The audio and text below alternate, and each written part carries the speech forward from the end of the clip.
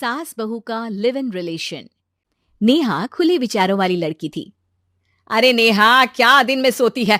ससुराल में ऐसा नहीं चलेगा, वहां तो काम करना पड़ेगा। काम जितना काम होगा कर लूंगी माँ, पर अगर कोई ये कहे कि सारा आराम छोड़कर सिर्फ काम ही करना है तो ना भी ना, मुझे नहीं करनी शादी।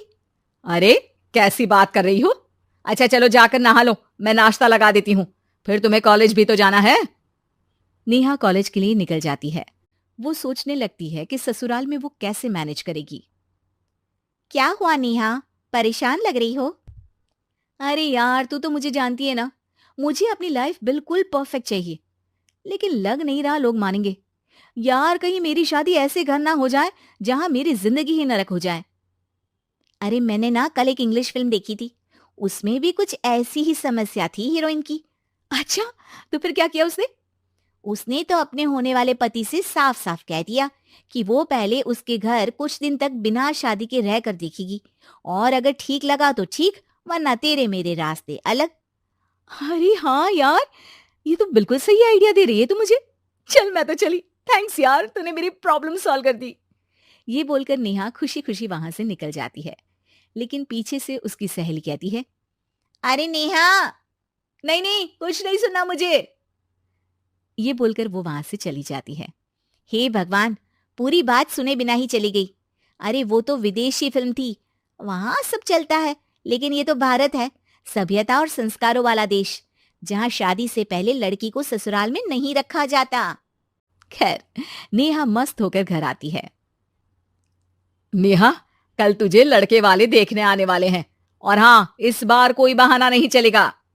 हाँ हाँ, आने दो आने दो, मैं तैयार हूँ शादी के लिए। अगले दिन लड़के वाले आते हैं, जहां लड़का कहता है, मुझे अकेले में लड़की से कुछ पूछना है। हाँ हाँ, क्यों नहीं बेटा, जाओ नेहा, घर तो दिखा दो इन्हें। नेहा भी खुश हो जाती है कि उसे मौका मिल गया है लड़के से अपनी शर्त रखने का। देखो, मुझे ना शादी से बहुत डर लगता है, पता नहीं कैसी लड़की आए, तालमेल बना पाए कि नहीं मेरे परिवार से। मैंने कई घरों में रोज का क्लेश होते देखा है। तुमने तो मेरे दिल की बात कर दी। मैं भी यही सोच रही थी कि भाई सास तो अच्छी होनी चाहिए, पति सपोर्ट करे ना करे, रहना तो पूरे दिन सास के साथ है। लेकिन मेरे पास ना इसके लिए एक बहुत अच्छा आइडिया है। अच्छा, कैसा आइडिया?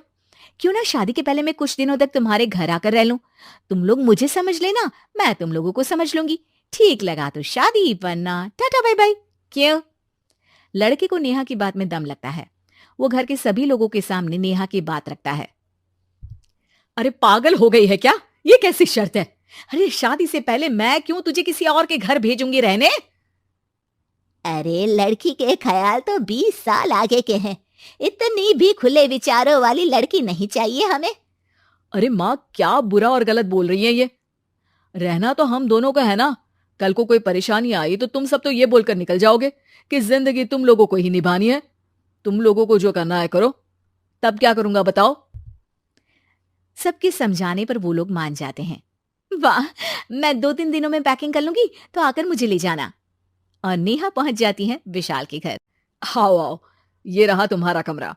इस घर में तुम एज अ गेस्ट रहो, लेकिन माँ तुम्हें बहू की तरह ही ट्रीट करेंगी, और तुम भी उन्हें सास की तरह ही रखना। बस फिर क्या था, शुरू हो जाता है लिव इन सास बहू का ड्रामा। अरे चाय तो बना दे बहू। जी सासू माँ, अभी लाई। नेहा चाय लेकर आती है कि बस चाय लेकर आई हो, इसके साथ पकोड़े भी ले आती। लेकिन आपने तो बताया ही नहीं कि आपको चाय के साथ पकोड़े भी चाहिए। हाँ हाँ, अब तो पता चल गया ना। रात को खाना खाने के बाद नेहा किचन में खटर पटर कर रही होती है। क्या हो रहा है वहां नेहा? माँ जी, मैं ना रात को अदरक वाली चाय पीकर सोती हूँ, ये मेरी आदत है। अच्छा, तो जरा मेरे लिए भी बना देना। दोनों सास बहू रात को चाय पीती हैं। अगले दिन, नेहा, मैं मंदिर जा रही हूँ, मेरी साड़ी निकाल कर बेड पर रख दे। नेहा सास के लिए साड़ी निकाल कर रख देती है। वो देखती है कि उसके आने के बाद से सास ने घर का कोई भी काम करना छोड़ दिया है। यार मैं क्या करूं? ऐसा ससुराल तो मुझे नहीं चाहिए था जिसमें मैं ही सारा काम करूं। मैं तो ऐसा घर चाहती हूँ जहां सास और बहू दोनों मिलकर किचन में काम करें। हे भगवान, रात को चाय पी ली, पेट में गैस बन गई, अब तो चला भी नहीं जा रहा है। मुझे तो ऐसी बहू चाहिए जो हेल्थ के प्रति कॉन्शियस हो, क्योंकि वो ठीक रहेगी तभी तो मैं ठीक रहूंगी। दोनों समझ जाती हैं कि वो लोग एक दूसरे के लिए नहीं बने हैं। अगले दिन नेहा, जरा चाय तो ले आना। नेहा चाय के साथ चिला भी बनाकर ले आती है। सास खा पीकर सो जाती है। अगली सुबह तेरी बुआ सास आ रही है, उसे मैंने तेरे बारे में बताया है। तभी वहां गंवार सी एक महिला आ जाती है। चलो यहां से निकलो, कुछ नहीं है खाने के लिए, जाओ। ए नेहा, तमीज से बात करो, ये मेरी ननद यानी आशीष की बुआ है। हाय रे दैया, इतनी आकड़ वाली लड़की! अरे यही है ना जो शादी से पहले ही आकर बस गई है यहाँ पर। बस नहीं गई हूं, बसना है या नहीं ये डिसाइड करने आई थी, लेकिन इन लोगों के रिश्तेदार इतने गंवार हैं तो मैं तो ना कर रही इस घर में शादी। अरे भाभी, अरे क्या कमी थी हमारे आशीष में जो आपने ऐसी लड़की की शर्तों को मान लिया? अरे वो तो आशीष के कहने पर मैं झुक गई, वरना ऐसी लड़की को तो मैं घर में घुसने भी ना दूं। ए हेलो, ऐसी लड़की कैसी लड़की? हाँ, बिना समझे बुझे शादी कर लूं? अब तो समझ गई ना कि हम लोग गांव के हैं। भाभी को खाट पर सोना और रिश्तेदारों का गांव से आना जाना तो लगा ही रहना है इस घर में। हाँ हाँ, मैं तो किसी मॉडर्न घर में शादी करूंगी। ये बोलकर नेहा वहां से चली जाती है। अपने घर में आकर नेहा कहती है, ना माँ ना, लिव इन में रहकर देख लिया, ये गांव के लोगों का कोई भरोसा नहीं है। खैर, नेहा की शादी एक मॉडर्न घर में हो जाती है, जहां सास कहती हैं, हे नेहा, मैं टेनिस खेलने जा रही हूँ, आओ तो जूस बनाकर रखना, और हाँ, वॉलनट्स और ओट्स भी बना लेना। जी माँ। माँ मॉम बोलो डार्लिंग, माँ इज ओल्ड फैशन। बेचारी नेहा सर पर हाथ रख लेती है।